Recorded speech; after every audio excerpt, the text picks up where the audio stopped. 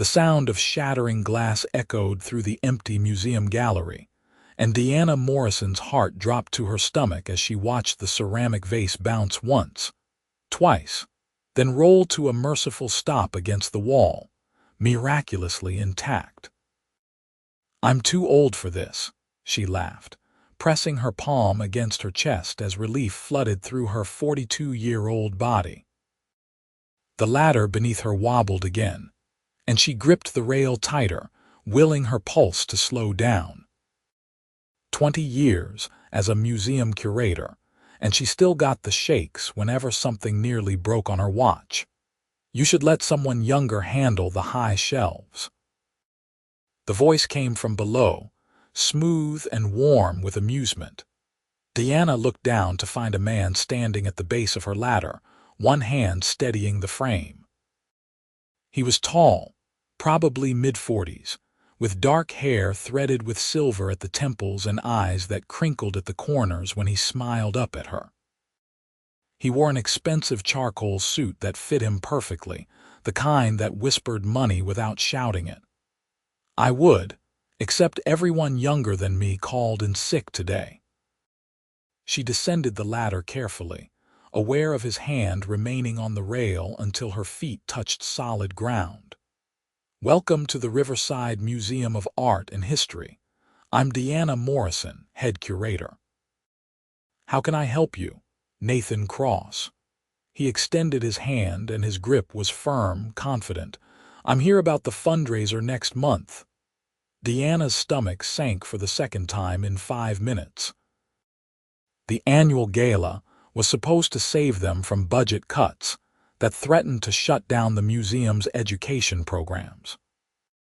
Unfortunately, their main sponsor had pulled out last week, leaving them scrambling.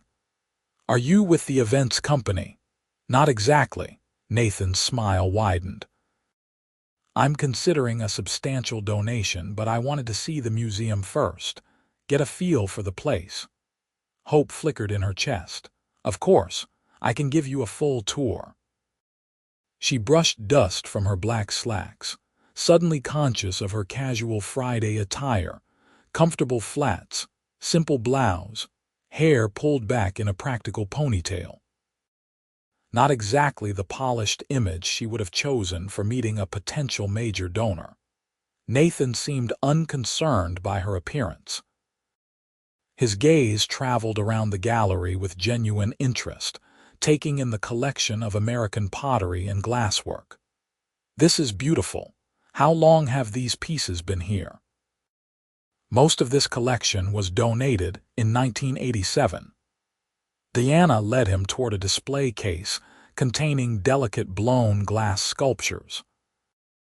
"The museum itself was founded in 1952, but we've expanded significantly over the decades.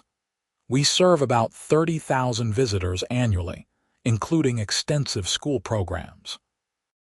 "Tell me about those programs." Something in his tone made her look at him more closely. He was not just being polite. His attention was focused entirely on her, as if her answer genuinely mattered. "We host nearly 5,000 students every year. Many of them come from underfunded schools that have cut their own arts programs. For some kids, this is their only exposure to art history, cultural studies, creative expression." Her voice grew passionate despite herself. "Art is not a luxury. It's how we understand ourselves and each other." Nathan nodded slowly. "I agree, though not everyone sees it that way." "No, they don't." Diana started walking again, leading him through the gallery. "Which is why places like this struggle for funding while corporations throw millions at stadiums and shopping centers." "You're not a fan of corporations." She shot him a wry smile. "I'm not a fan of misplaced priorities, but I'm also pragmatic enough to know that corporate sponsors keep museums like this alive. So I'm grateful for anyone willing to invest in arts education, regardless of their tax bracket." They moved through the next gallery, which housed a rotating exhibition of contemporary regional artists. Diana explained the museum's commitment to showcasing local talent alongside historical collections. Nathan asked thoughtful questions, and she found herself relaxing into the tour, enjoying the rare pleasure of talking with someone who actually cared about the answers. "This is remarkable," Nathan said as they entered the main hall, where a stunning collection of landscape paintings covered the walls. "How have I lived in this city for 6 months and not known about this place?" 6 months? Where did you move from?" "New York. I relocated to open a new branch of my company here."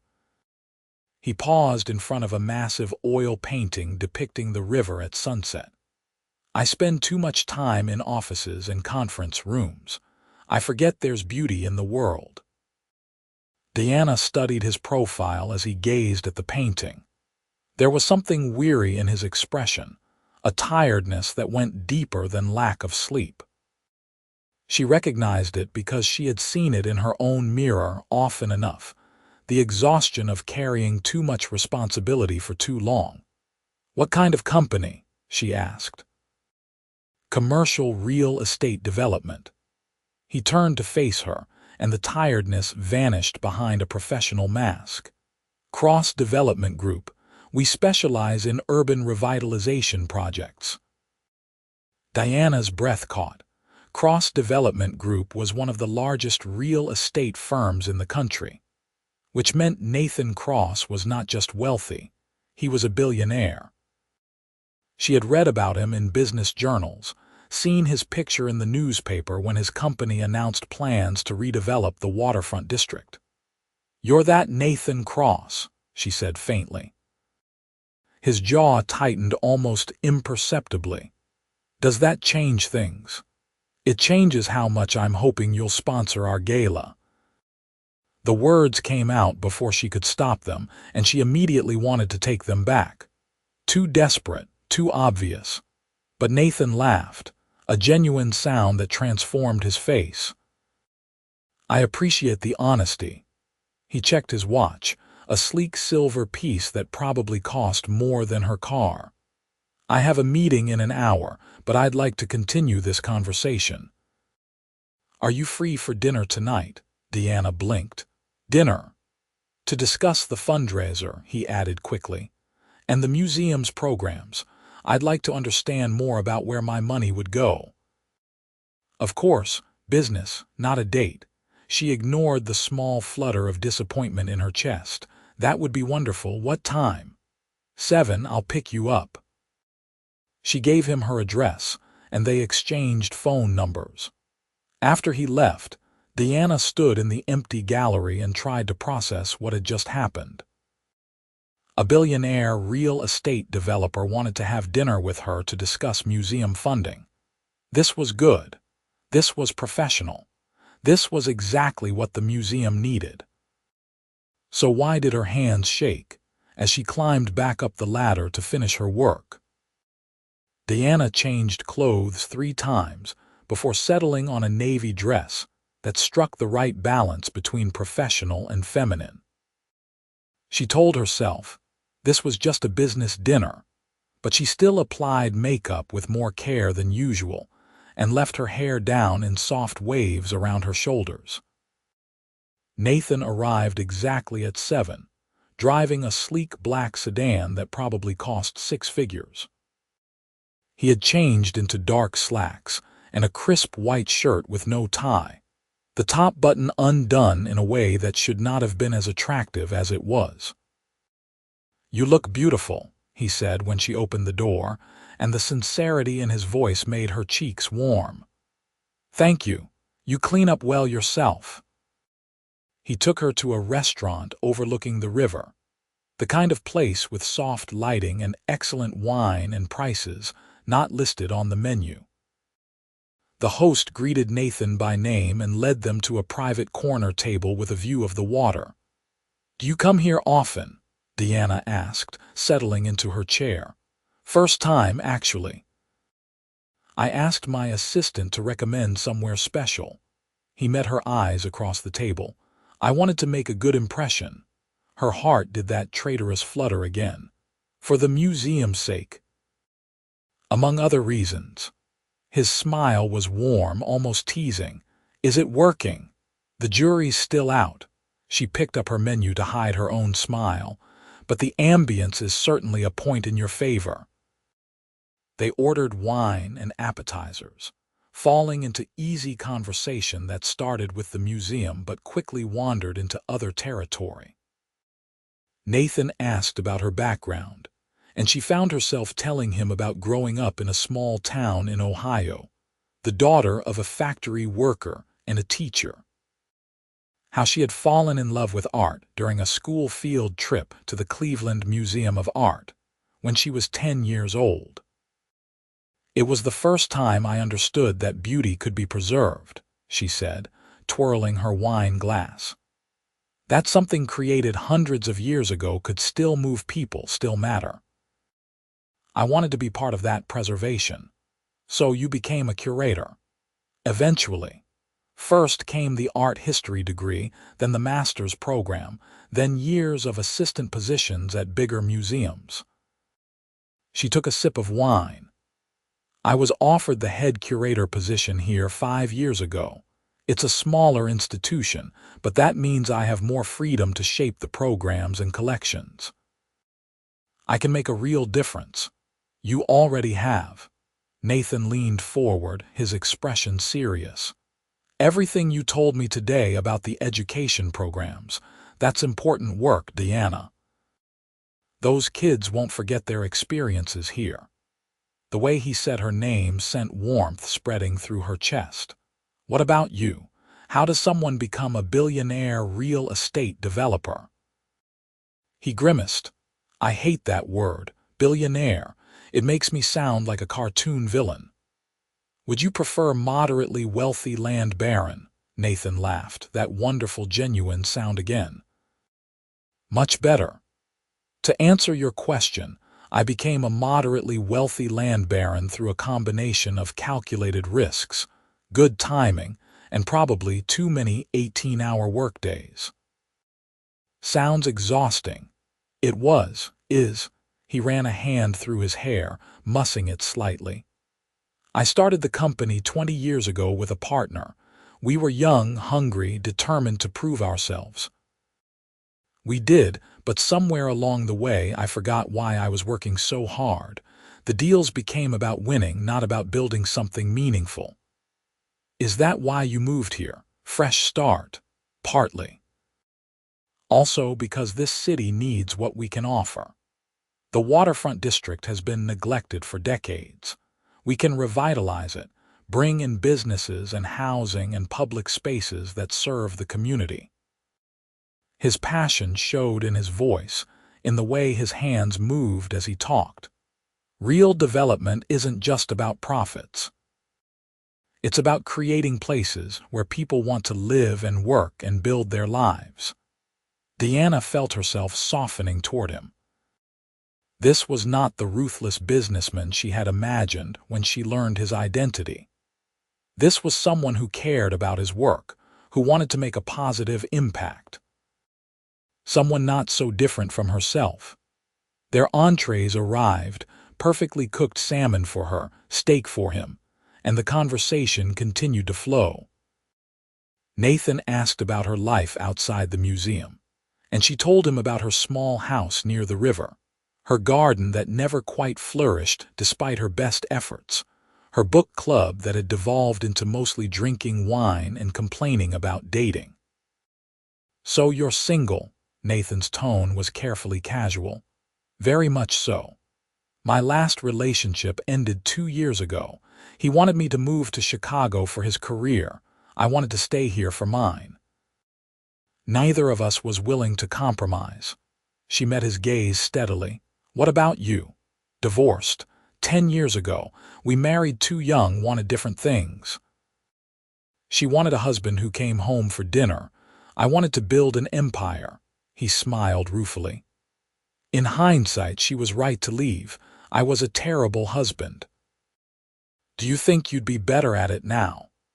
The question hung between them, loaded with implications neither of them had intended at the start of the evening. Nathan held her gaze for a long moment. I'd like to think I've learned something in 10 years, that I understand what matters now. His voice was low, intimate. But I suppose that depends on finding someone worth coming home to. Diana's breath caught. This was definitely not just a business dinner anymore. Nathan, I know. He reached across the table and took her hand, his thumb brushing across her knuckles. This was supposed to be about the museum fundraiser. But from the moment I saw you on that ladder, laughing about being too old, all I could think about was how much I wanted to know you. Her heart hammered against her ribs. I'm 42 years old. I have stretch marks and reading glasses and a retirement account that's far too small. I'm not some young, exciting. You're perfect. His grip on her hand tightened. Diana, you're passionate and intelligent and beautiful. You care about things that matter. You make me remember why I used to love what I do. He paused. And for the record, I'm 45. I have gray hair and a bad knee from a college football injury and a tendency to work too much. So if you're too old, then I'm ancient. She laughed despite herself. When you put it that way. Have dinner with me again. A real date this time, not business. His dark eyes were warm with hope and something deeper. Let me take you somewhere and we can just be two people getting to know each other. No museums, no fundraisers, no pressure. Diana knew she should be cautious. She had been hurt before, and Nathan's life was so different from hers, but something in his expression made her want to take the risk. Okay, yes. His smile was brilliant. Tomorrow night. That's a bit eager. I'm a 45-year-old man who just met someone extraordinary. I don't see the point in playing games and pretending I'm not interested. Fair enough. Diana found herself smiling back. Tomorrow night, then. They finished dinner talking about lighter things, favorite movies, worst vacation disasters, the best pizza in the city. Nathan insisted on paying despite her protests, and when he drove her home, he walked her to the door like they were teenagers on a first date. Thank you for tonight, he said, standing close enough that she could smell his cologne, something subtle and expensive. I had a wonderful time. So did I. Diana looked up at him, her pulse racing, and we didn't even discuss the fundraiser. We'll get to that. He raised his hand and gently tucked a strand of hair behind her ear, the gesture achingly tender. But right now, all I want is to kiss you goodnight. May I? Instead of answering, Diana rose on her toes and closed the distance between them. His lips were soft and warm against hers, the kiss sweet and unhurried. His hand cupped her cheek, and she leaned into the touch, feeling something bloom in her chest that she had thought long dead, hope. When they finally pulled apart, both of them were breathing harder. Nathan rested his forehead against hers. Tomorrow night can't come soon enough. Text me when you get home, Diana said, so I know you made it safely. His smile was tender. Yes, ma'am. She watched him drive away before going inside, feeling like a giddy teenager instead of a responsible middle-aged woman. Her phone buzzed 20 minutes later. Home safe. Already counting down the hours until I see you again. Sleep well, Diana. She fell asleep with a smile on her face. Their second date was at a small Italian restaurant in the historic district, family-owned and intimate. Nathan showed up with flowers, a simple bouquet of tulips that made her eyes sting because they were her favorite, and he had somehow known. My assistant is very good at research, he admitted when she asked. I may have mentioned that I needed to know everything about you, and she may have found an interview you did 3 years ago where you mentioned loving tulips. That's either very thoughtful or slightly stalkerish. Can it be both? They laughed together, and Diana felt the last of her reservations melting away. The evening was magical. Good food, better wine, and conversation that flowed like they had known each other for years instead of days. Nathan was funny and self-deprecating, quick to laugh at himself. He told her stories about disastrous business deals and the time he accidentally insulted a Saudi prince and nearly lost a $100 million contract. "How did you save it?" Diana asked, fascinated. "I learned Arabic in 3 months and flew to Riyadh to apologize in person. Turns out showing that level of commitment goes a long way." He grinned. "Plus, my pronunciation was so terrible it was charming. 3 months, that's incredible. I'm good at focusing when something matters to me." His eyes met hers across the table, heavy with meaning. "And lately, I've found something that matters very much." Diana's cheeks warmed. "We've known each other for 2 days. Does that make it less true?" She could not argue with that because she felt it too, this inexplicable connection, like recognition. As if some part of her had been waiting for him without realizing it. "No," she admitted softly. "It doesn't." After dinner, they walked along the riverwalk, the city lights reflecting off the water. Nathan took her hand, their fingers interlacing naturally. Diana felt ridiculously happy, like she was floating instead of walking.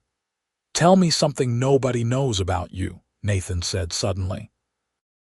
Diana thought about it. "I can't swim. I'm terrified of deep water." "Really? But you live right by the river."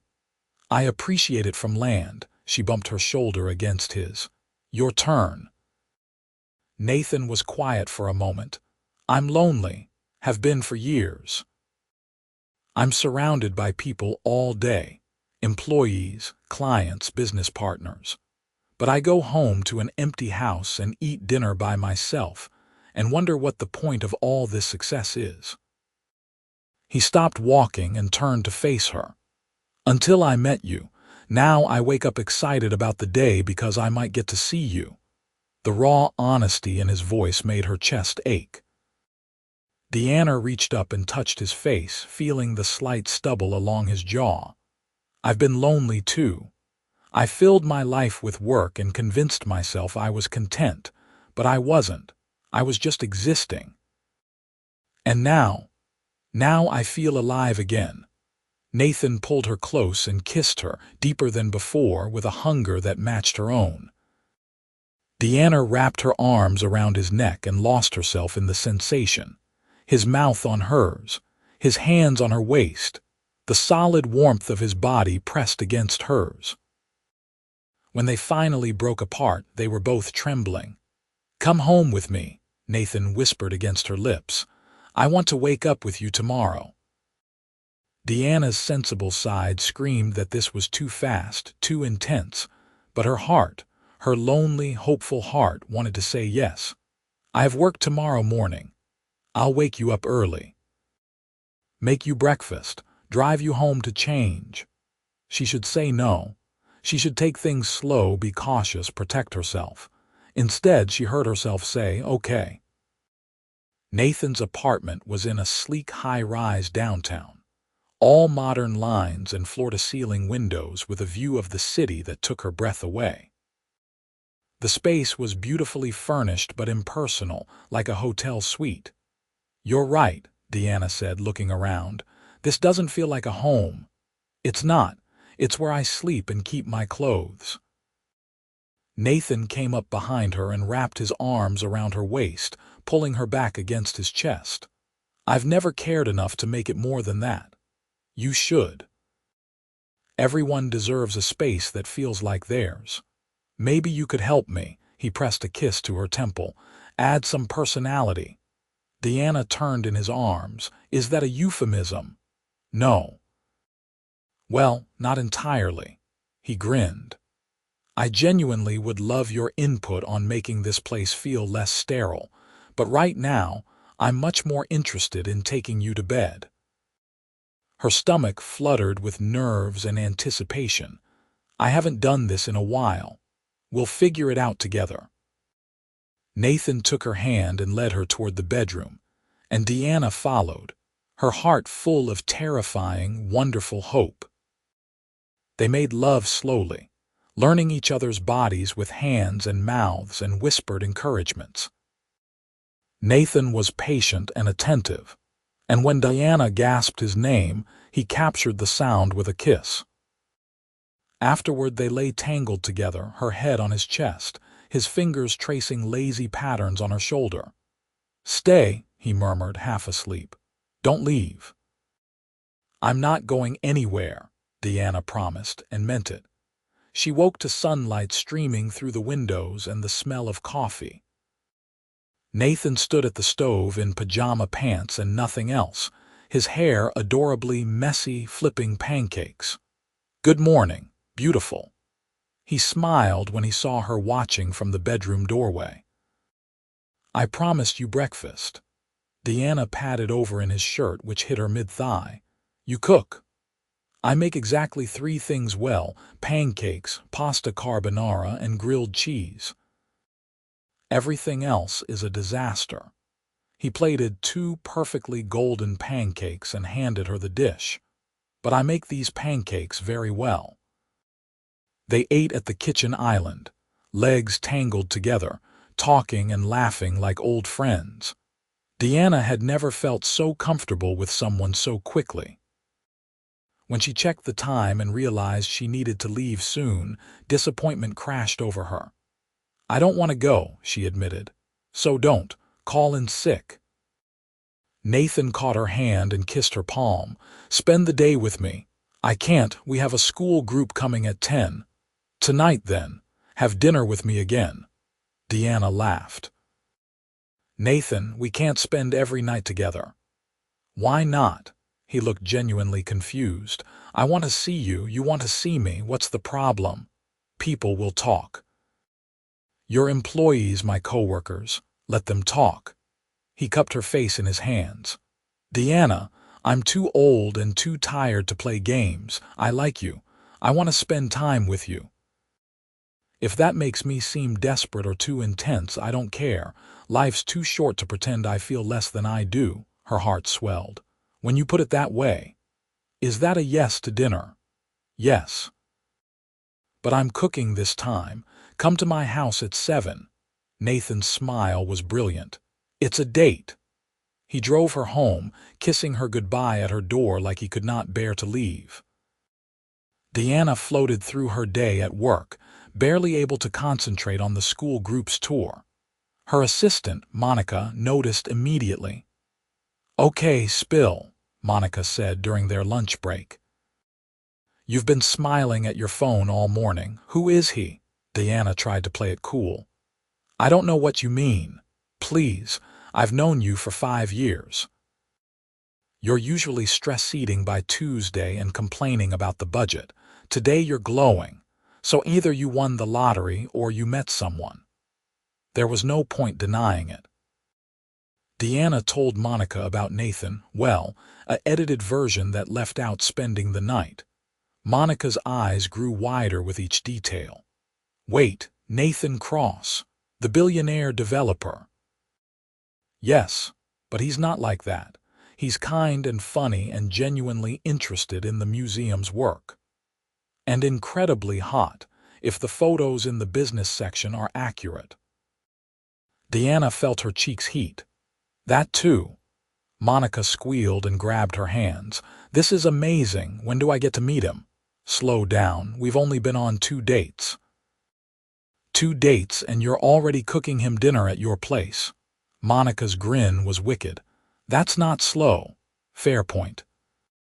Diana changed the subject, but she could not stop smiling for the rest of the day.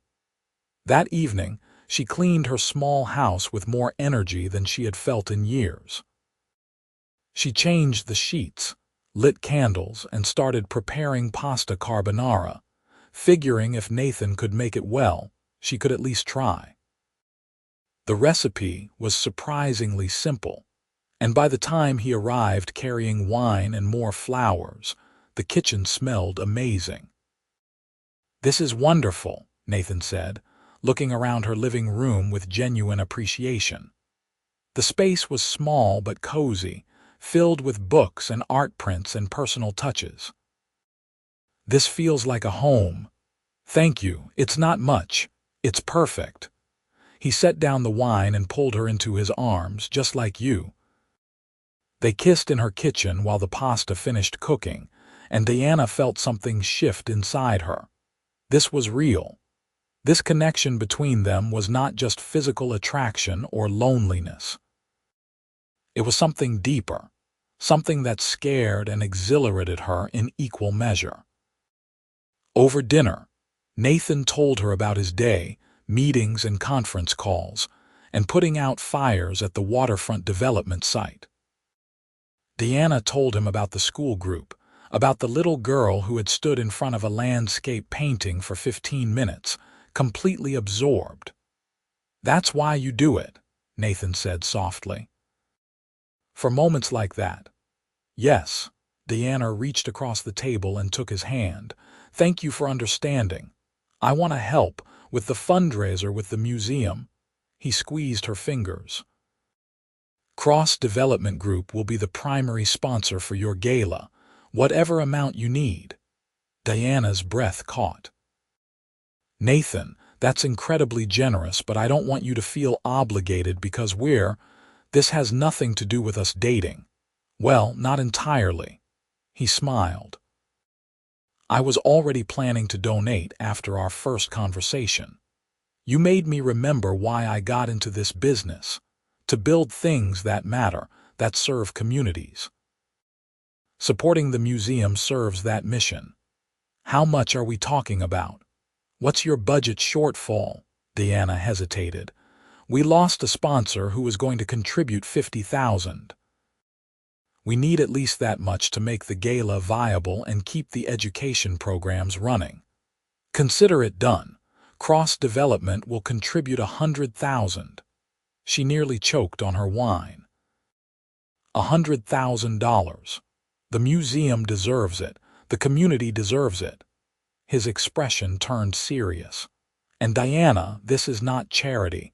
This is investment in something valuable. Don't diminish your work or your worth." Tears pricked her eyes. "Thank you. This means everything." They finished dinner and moved to the couch, where they talked until midnight about everything and nothing.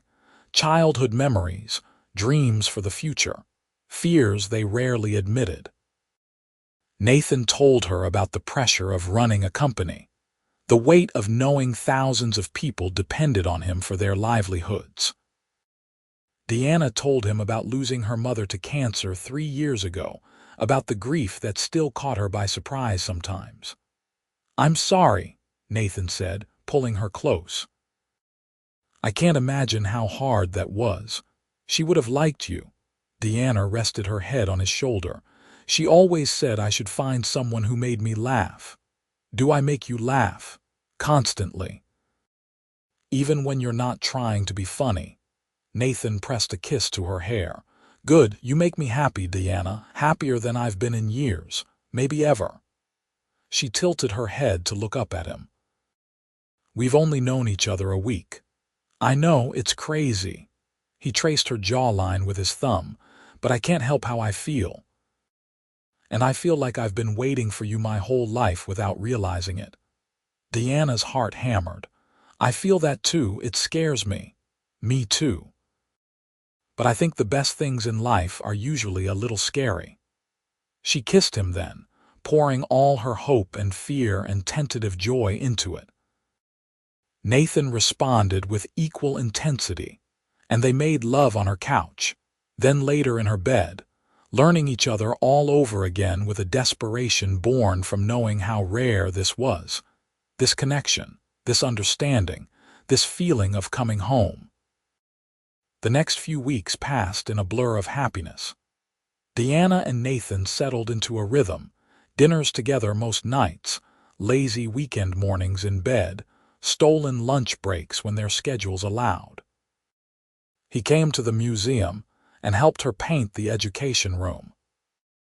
She went to his office, and sat through a board meeting, offering feedback on a community development proposal that had him grinning with pride.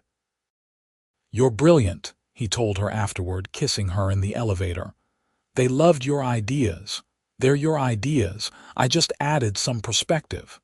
That's what makes them better." Diana met Nathan's business partner, James, a friendly man in his 50s who clearly adored Nathan like a brother.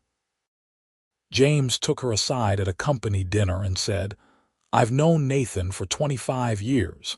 I've never seen him this happy. Thank you for that." Nathan met Monica and the rest of Diana's museum colleagues at a staff happy hour. He charmed everyone effortlessly, asking intelligent questions and genuinely listening to the answers. Later, Monica texted, "I approve. Marry him immediately." Diana laughed but felt a flutter of something in her chest. It was too soon to think about marriage. They had only been together a month.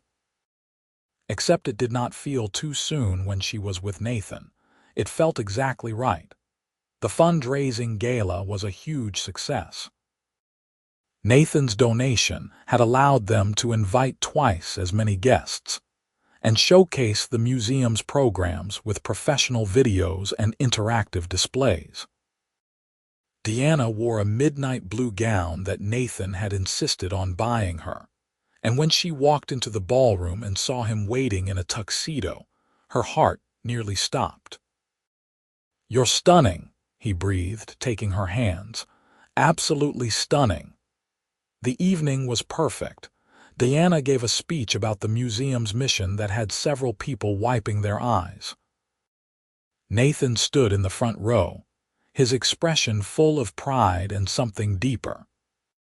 When she finished and people applauded, he was the first to reach her, pulling her into his arms and kissing her in front of everyone. "I'm so proud of you," he whispered against her lips. "You were incredible." By the end of the night, they had raised over $300,000, enough to fund the education programs for 2 years and start planning new exhibits. Diana was exhausted and elated, barely able to believe it was real. "We did it," she said, collapsing against Nathan in the car afterward. "We actually did it. You did it. I just wrote a check." He kissed her temple. "But I'm glad I could help." Back at his apartment, which now featured actual decorations and personal touches thanks to Diana's influence, they celebrated privately. Nathan opened champagne, and they toasted to the museum's future from his balcony, the city spread out below them like a carpet of stars. "I love you," Nathan said suddenly, setting down his glass. "I know it's fast and probably crazy, but I love you, Diana. You've changed my life in the best possible way." Diana's eyes filled with happy tears. "I love you too. So much it terrifies me." "Don't be terrified." He pulled her close, his arms strong and warm around her. "I'm not going anywhere. This is it for me, you're it for me." They made love with a tenderness that left them both shaking, and Diana fell asleep wrapped in Nathan's arms, feeling safer and more loved than she had ever thought possible. 3 months into their relationship, Nathan asked Diana to move in with him. She said yes without hesitation, and they spent a weekend moving her things into his apartment, their apartment now. Nathan cleared half his closet and insisted she take the better dresser. He hung her art prints on the walls and displayed her books on his previously empty shelves. "This is what a home should look like," he said, surveying the transformed space with satisfaction. "Lived in, loved." Diana wrapped her arms around him from behind. "I'm happy here, with you." "Good, because I plan on keeping you forever." They fell into domestic bliss easily. Nathan cooked his famous pancakes every Sunday morning. Diana planted herbs on the balcony and taught him how to garden. They hosted dinner parties for their friends. Monica and James became fast friends, bonding over embarrassing stories about Diana and Nathan. They visited Diana's father in Ohio, and Nathan charmed the older man by helping fix his garage door and asking thoughtful questions about his factory work. "You did good, sweetheart," her father told her privately. "He's a good man, takes care of you." "He does, Dad, he really does." The waterfront development project was moving forward, and Nathan often asked Diana's opinion on design elements and community spaces. She helped him add a public art installation and convinced him to include a small museum gallery in the main building. "It'll showcase local history," she explained, showing him mock-ups. "Connect the new development to the neighborhood's past." "Brilliant." Nathan kissed her. "See, this is why I need you. You make everything better." Work was work. They both had demanding jobs, but they made time for each other. Date nights every week without fail. Morning coffee together before the day started. Late-night conversations about everything and nothing. Diana had never been so consistently happy. 6 months in, Nathan took her back to the museum for dinner. He had arranged a private tour after hours, complete with catered food from their favorite Italian restaurant. They ate in the main gallery surrounded by the landscape paintings, candlelight flickering across the artwork. "This is where we met," Nathan said, taking her hand across the table. "Well, technically you were on a ladder, but close enough." Diana laughed. "I remember I almost dropped that vase. You laughed and said you were too old for this." His thumb traced circles on her palm. "I thought you were the most beautiful thing I'd ever seen. Still do." "Nathan." He stood and pulled her to her feet, leading her to the center of the gallery. Diana's heart started to race as he dropped to one knee, pulling a small velvet box from his pocket. "Diana Morrison, you've given me everything I didn't know I was missing. Joy, purpose, home." His voice was thick with emotion. "I don't want to spend another day without you. Will you marry me?" He opened the box to reveal a stunning diamond ring, simple and elegant. Diana's vision blurred with tears. "Yes, yes, of course yes." Nathan slipped the ring onto her finger with shaking hands, then stood and kissed her while she cried happy tears all over his suit. When they finally pulled apart, both of them were grinning like fools. "I love you so much," Diana whispered. "I can't believe this is real." "Believe it, you're stuck with me now." They called their families from the museum gallery. Diana's father cheered so loudly they had to hold the phone away from their ears. Nathan's mother, who Diana had met twice and adored, cried with happiness. Monica demanded to be maid of honor immediately, and James insisted on hosting an engagement party. The celebration party was at Nathan's waterfront development site, which was nearly complete. 100 guests mingled in the future gallery space, while a jazz band played and champagne flowed. Diana wore a rose-colored dress and could not stop staring at her ring. "It's perfect," she told Nathan for the 100th time. "Everything is perfect. Just wait until the wedding." He pulled her onto the makeshift dance floor. "I'm going to spoil you rotten." They danced under the stars, surrounded by friends and family, and Diana thought about how much her life had changed in 6 months. From lonely and resigned to engaged to the love of her life. It seemed impossible, like something from a fairy tale. "What are you thinking?" Nathan asked, noticing her expression. "That I'm glad I was on that ladder, glad you walked into the museum." She rested her head on his chest. "Glad I took a chance on you. Best decision you ever made. Second best. The best was saying yes tonight." They married 6 months later in a small ceremony at the museum. Diana wore a simple white dress and carried tulips. Nathan cried when she walked down the aisle, and she cried when he read his vows, a beautiful speech about finding home in another person, about love being worth the risk. They honeymooned in Italy, spending 2 weeks exploring museums and eating pasta and making love in beautiful hotels. It was perfect and romantic, and everything Diana had ever dreamed of. When they returned home, reality set in, the good kind of reality. Married life, shared mornings and inside jokes and comfortable silences. Nathan started leaving little notes for Diana to find. Love you stuck to the coffee maker, thinking of you in her work bag. She left lipstick kisses on his bathroom mirror and his favorite cookies in his briefcase. A year after their wedding, Diana discovered she was pregnant. She had thought that ship had sailed. She was 44, Nathan was 47. But apparently, life had other plans. She told him over dinner, terrified and excited in equal measure.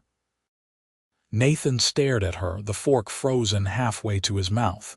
Really? We're having a baby. I know it's unexpected. I know we never really discussed. He dropped the fork and pulled her into his arms, lifting her off the ground despite her protests. We're having a baby. Diana, this is incredible. His joy was infectious. Diana found herself laughing and crying at the same time. You're happy. Happy doesn't begin to cover it. He set her down gently, his hands cradling her face. I never thought I'd get this chance again. A family with you. His eyes were suspiciously bright. This is the best news I've ever received. The pregnancy was not easy.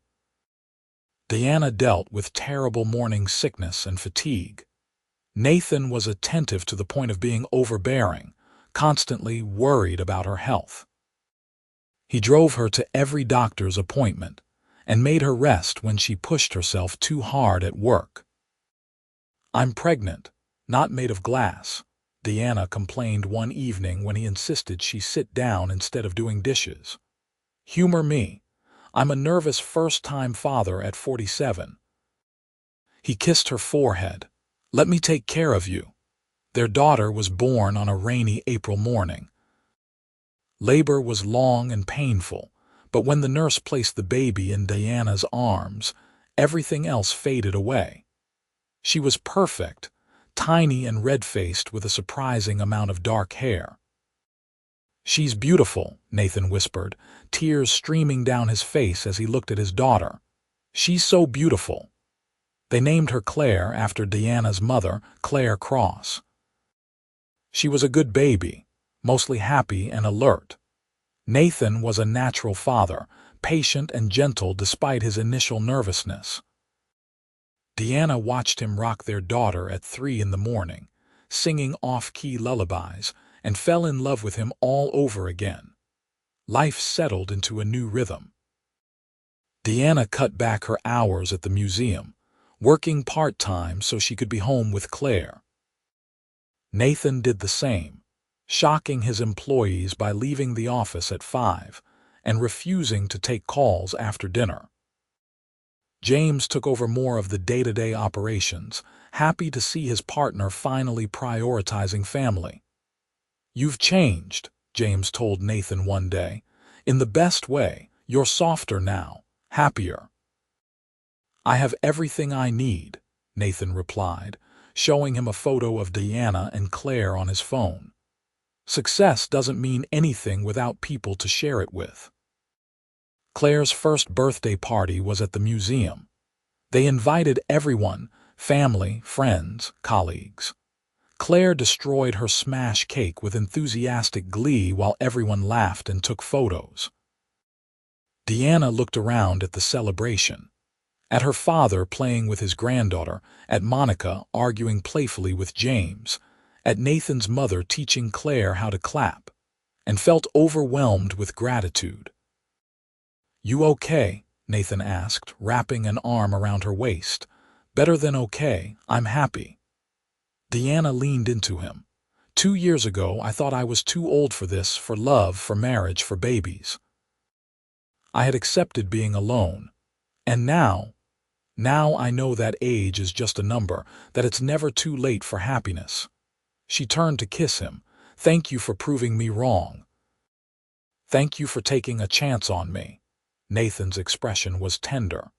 For seeing past the money and the company to the lonely man underneath. For making me believe in love again.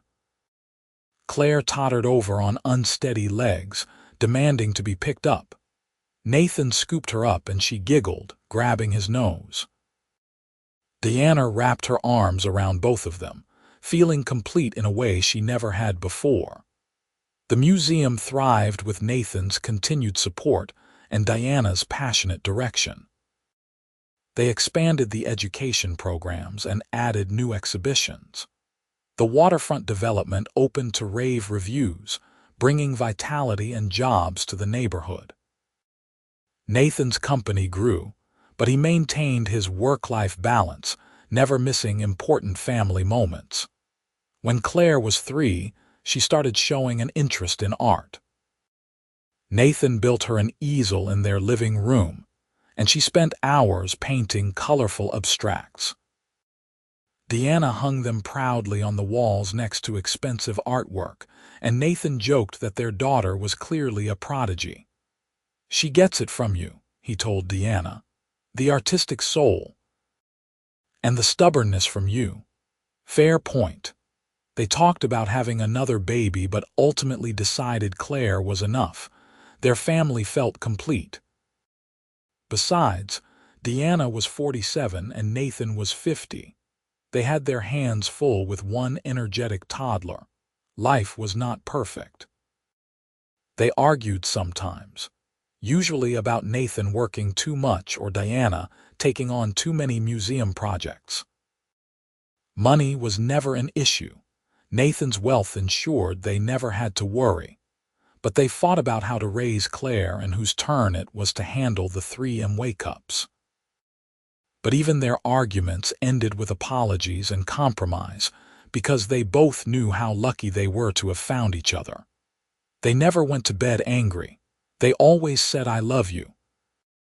On their 5th wedding anniversary, Nathan surprised Diana with a weekend getaway to the same hotel where they had stayed during their honeymoon.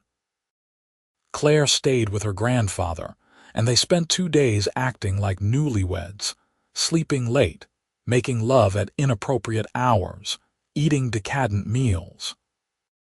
"I can't believe we've been married 5 years," Diana said, curled up against Nathan's side in their hotel bed. "It feels like yesterday and forever at the same time. Best 5 years of my life." Nathan kissed her hair. "Here's to 50 more. That would make us very old. So what? We'll be old together, still holding hands and arguing about whose turn it is to take out the trash." Diana laughed. "Sounds perfect." And it was. Not every day was easy or magical. Real life was messy and complicated, but every day with Nathan was worth it. Every morning she woke up next to him. Every evening they sat down for family dinner. Every moment they stole for themselves. It all added up to a life she had never imagined having. Claire started kindergarten, and Diana returned to full-time work at the museum. Nathan surprised her with a major promotion. The museum's board had voted unanimously to make her the executive director. It was everything she had worked toward her entire career. "You did this," she accused Nathan that evening, though she was smiling. "I did nothing. You earned it." He pulled her onto his lap. "Though I may have mentioned to a board member or two that you're brilliant, but that's just stating facts." The museum continued to grow under Diana's leadership. They secured grants and expanded partnerships with schools. Nathan's company donated additional funding for a new wing dedicated to contemporary art. They broke ground on Diana's 49th birthday, and she cried happy tears as she turned the first shovel of dirt. "This is your legacy," Nathan told her, his arm around her waist. "You're changing lives, Diana, making art accessible to everyone." Claire grew into a smart, funny 7-year-old who loved art and science in equal measure.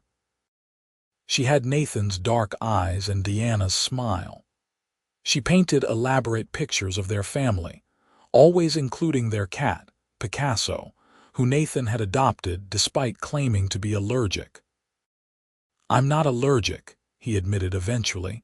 "I just never wanted to admit I'm a cat person." Their life was full of small moments that added up to joy.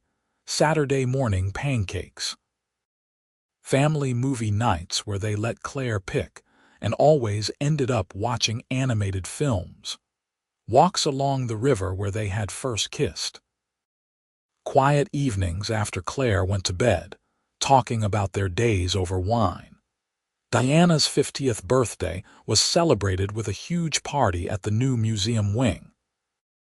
Nathan gave a speech about his brilliant, beautiful wife, who had changed his life and the city's cultural landscape. Diana cried and laughed and felt loved by everyone in the room. "50 looks good on you," Nathan whispered later as they danced. "Though every age has looked good on you. You're biased, absolutely, but I'm also right." When Claire was 10, she asked Diana how she and Nathan had met. They sat on the couch, Claire between them, and told the story. About the ladder and the vase and the tour that changed everything. "So Daddy saved you from falling?" Claire asked. "In more ways than one," Diana said, smiling at Nathan over their daughter's head. "That's so romantic," Claire sighed dramatically.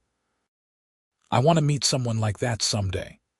"You will," Nathan told her, ruffling her hair, "when you're much, much older, like 30. Claire groaned and Diana laughed. Life was good. Life was so incredibly good.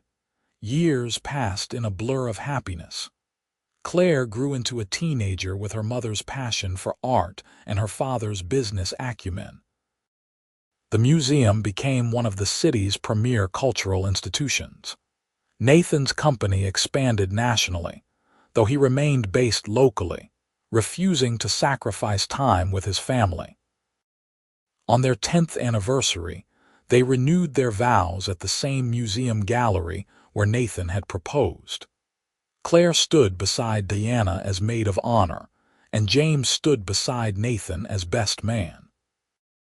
Their families and friends filled the space, celebrating a decade of love that had started with a chance meeting and turned into forever.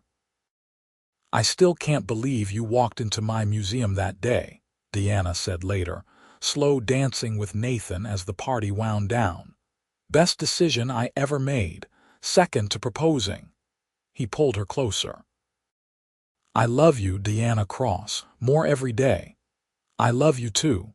She rested her head on his chest, hearing his steady heartbeat. "Thank you for showing me it's never too late. That age is just a number when you find the right person. You were never too old for anything, especially not love." Nathan lifted her chin to look into her eyes. "You were and are perfect exactly as you are." They kissed while their daughter pretended to gag and their friends cheered. Diana smiled against Nathan's lips, thinking about that day 7 years ago when she had laughed about being too old for ladders and manual labor. How wrong she had been. She had never been too old, just waiting for the right moment, the right person, the right love. Claire graduated high school and got accepted to art school. Diana cried at the graduation ceremony while Nathan held her hand and beamed with pride. Their daughter had grown into a confident young woman who knew her worth and pursued her passions fearlessly. "She gets that from you," Nathan told Diana that night. "The fearlessness, that's all you. No, the knowing what matters, the refusing to settle, that's definitely you." They became empty nesters, adjusting to the quiet house. But the quiet was nice too, more time for just the two of them. They traveled more, taking trips they had put off for years. They went to Paris and stood in the Louvre for hours. They visited Japan and explored ancient temples. They returned to Italy and retraced their honeymoon steps, older now but still just as in love. Diana's father passed away peacefully at 87, and Nathan held her while she grieved. He took care of everything: the funeral arrangements, the calls to relatives, the logistics of settling the estate. He was her rock, just as she had been his when his mother passed the year before. "We're orphans now," Diana said one night, wrapped in Nathan's arms. "We have each other and Claire, that's family." He kissed her forehead. "I've got you, love, always." They grew older together gracefully. Nathan's hair turned fully silver, which Diana thought made him even more handsome. She got reading glasses and laugh lines, and stopped dyeing the gray in her hair. Nathan said she was more beautiful at 55 than she had been at 42, and she believed him because his eyes never lied. The museum celebrated its 75th anniversary with a gala that rivaled their original fundraiser. Diana gave another speech, emotional as she talked about the institution's evolution and the lives it had touched. Nathan sat in the front row, watching her with the same expression he had worn at their first gala: pride and love and absolute devotion. Claire came home for the celebration, bringing her girlfriend, a sweet girl she had met at art school. Diana and Nathan loved her immediately, and Claire glowed with happiness at their acceptance. "You raised her right," Nathan told Diana that night, "to be confident and kind and open." "We raised her right," Diana corrected. "She's ours, both of ours." When Diana turned 60, Nathan threw her a surprise party at the museum. Everyone she loved was there: colleagues, friends, Claire and her girlfriend, extended family. The walls were covered with photos from their life together: wedding pictures, baby photos, vacation snapshots, family portraits spanning 2 decades. "This is our story," Nathan said, standing beside her as she looked at the display. "Every moment, every memory. 20 years of loving you, and I'd do it all again in a heartbeat." Diana's eyes filled with tears. "You've given me everything: a career I love, a family I cherish, a life beyond my wildest dreams. You gave me those things too, made me a better man. Taught me what really matters." He took her hand, the same way he had that first night on the Riverwalk. "Being with you is the greatest success of my life." They danced surrounded by the people they loved, in the place where they had met, celebrating 6 decades of Diana's life and 2 decades of their love. Claire made a toast that had everyone laughing and crying. James gave a speech about watching Nathan transform from a workaholic loner to a devoted husband and father. Monica, Diana's oldest friend, shared embarrassing stories that made Diana blush. As the party wound down, Nathan pulled Diana into the empty main gallery, the same place he had proposed decades ago. "Remember standing here," he asked, "when I got on one knee and asked you to marry me? How could I forget? It was the happiest moment of my life. Well, tied with our wedding day and Claire's birth." Nathan smiled. "I was so nervous, terrified you'd say no. I could never have said no, not to you." He pulled her close, and they slow danced to music only they could hear. Diana rested her head on his shoulder, feeling 60 years old and 22 at the same time. Young in her heart, old in her bones, grateful for every single year that had led her to this moment. "I love you," she whispered, "forever and always." "Forever and always," Nathan echoed, holding her tight. As they swayed together in the gallery filled with art and memories, Diana thought about that day 20 years ago when she had laughed about being too old. How Nathan had looked at her and seen perfection, had shown her that age was meaningless when you found the right person. He had loved her at 42 and 60, and she knew he would love her at 82. They had built a life together, raised a daughter, supported each other's dreams, weathered losses and celebrated victories. They had fought and made up, cried and laughed, grown older and somehow younger at the same time. They had proven that love had no timeline, no expiration date, no age limit. Diana Morrison Cross was 60 years old. She had gray hair and reading glasses and a retirement account that was finally substantial, thanks to her husband's insistence on proper planning. She had stretch marks from carrying their daughter and laugh lines from 2 decades of joy, and she had never, ever been more perfect. Nathan pulled back to look at her, his eyes soft with love. "What are you thinking?" "That I'm exactly the right age for everything, including loving you." Diana smiled, pulling him in for a kiss. "Especially loving you." They walked home hand in hand through the city they had helped shape, toward the apartment that had become a true home, ready for whatever years they had left. Together. Always together. Because some love stories start later in life, and those are often the best ones. The ones between people who know themselves, who understand what matters, who recognize a gift when it walks into their museum on a Friday afternoon.